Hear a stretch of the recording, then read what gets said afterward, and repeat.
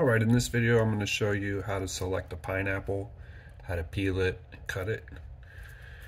The pineapple is usually shipped underripe and then it ripens in transit and does its final ripening at the grocery store. When it's underripe, it'll be this kind of dark green color here, and then as it gets more ripe it'll transition to more of this yellow color. The bottom of the pineapple is a good indicator of how ripe it is.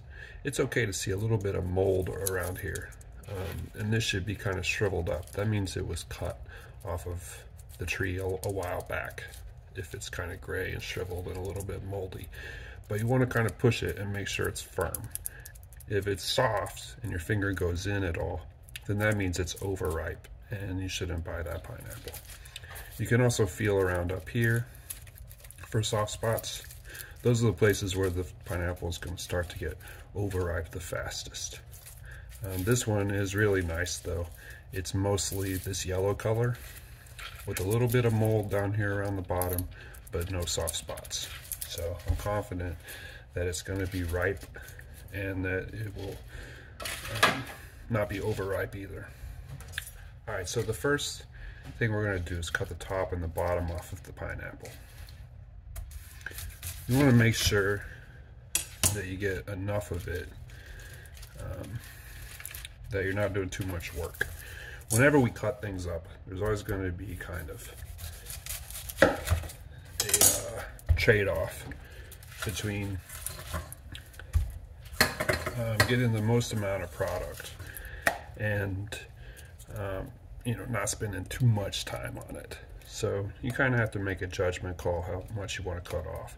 But I want to cut off enough that I have a nice flat surface and that I've gotten most of the unedible part off of both ends.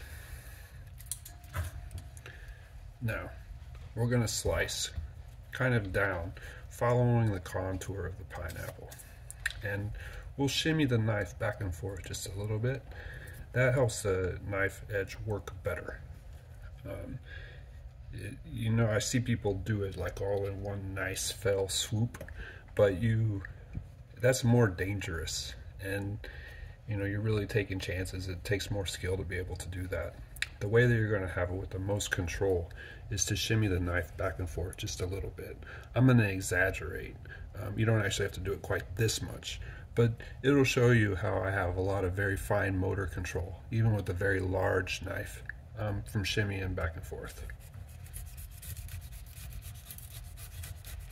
And like I said, I want to follow the contour. So when I get down to the bottom, I take that curve and I get as much of the edible product off of as possible. And each time I come down, I'm going to eyeball and look right here along this edge and make sure that I have a strip of edible flesh showing up between the knife edge and the peel. That's how I know I'm taking the right amount off. And you'll notice that I'm leaving those brown spots on there. I'll show you why in a minute. If I just work my way around, again, following the contour, the shape of the curve of the pineapple, and giving it just a little shimmy, so I have more fine control of where the knife is going.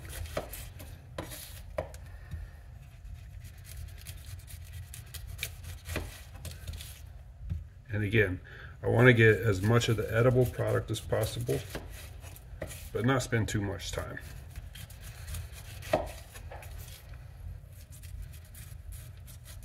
Okay, now this first time that I went around,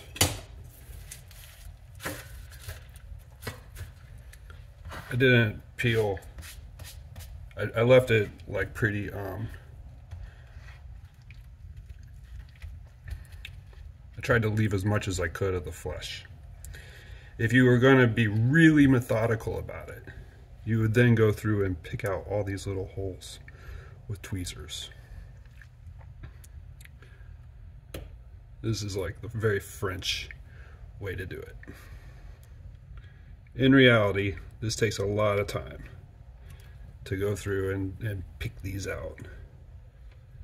So I'll sacrifice a little bit more of the flesh of the pineapple and do that work with the knife. I'm just trying to get some of those brown crusty things off of there. I don't want to serve them.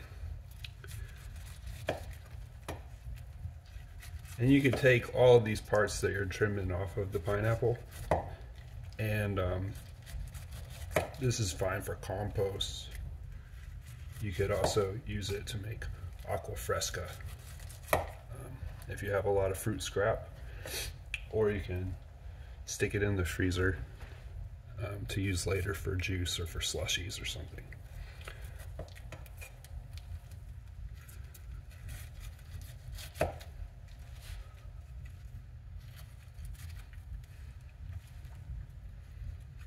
Okay, and then once you have it cleaned up, nice, let's see.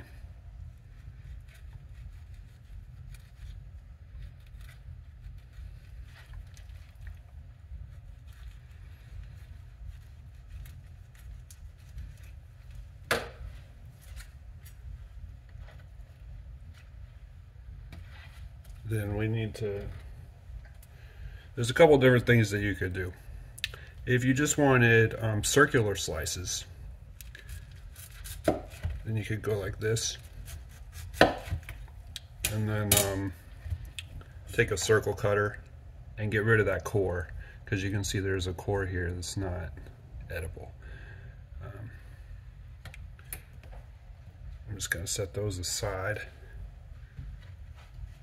I might grill those or something later. Okay, but the main thing you want to do is cut it down the middle, turn it 90 degrees, cut it down the middle. This lets us get easy access to that core. And I'm showing it like this just so you can see a little bit easier what I'm doing, but you just want to cut that inedible bit out right there. And this is one of those things that in a kitchen is kind of a chef's snack.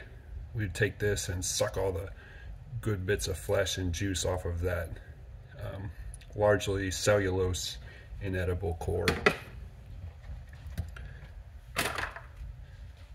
And so you can do it like this. Okay, same thing. Or you can do it like this. That's all, but the whole idea is just getting rid of that core. Okay. And then once you have it into this shape, you can decide what you want to cut it, how you want to cut it. If you want to do slices, you can do slices.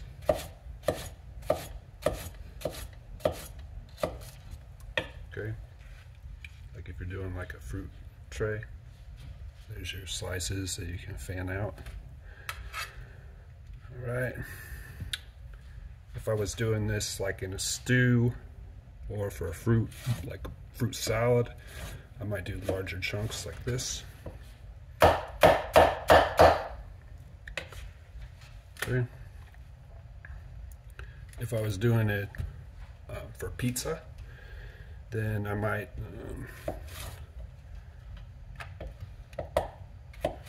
trim it a little bit here to make it squared off.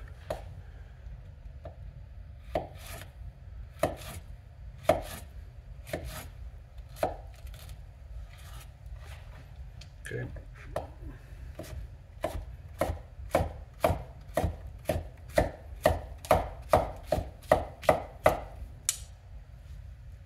Okay, for pizza. And then if I wanted to do like for like a pineapple salsa, pico de gallo, something like that.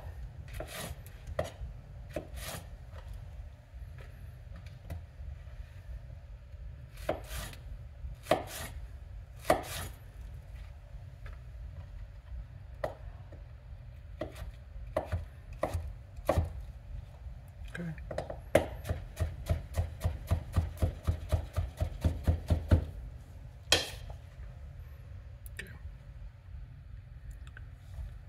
So, anyways, I hope that helps you figure out what to do with the pineapple. Buying fresh pineapple is cheap and it's very tasty, and it's really useful for many different cuisines. You can use it to make curry or tacos or salsa, or just eat it for breakfast or put it on pizza, even though I know there's some people that might find that disagreeable. I love it. So anyways, thank you very much for watching.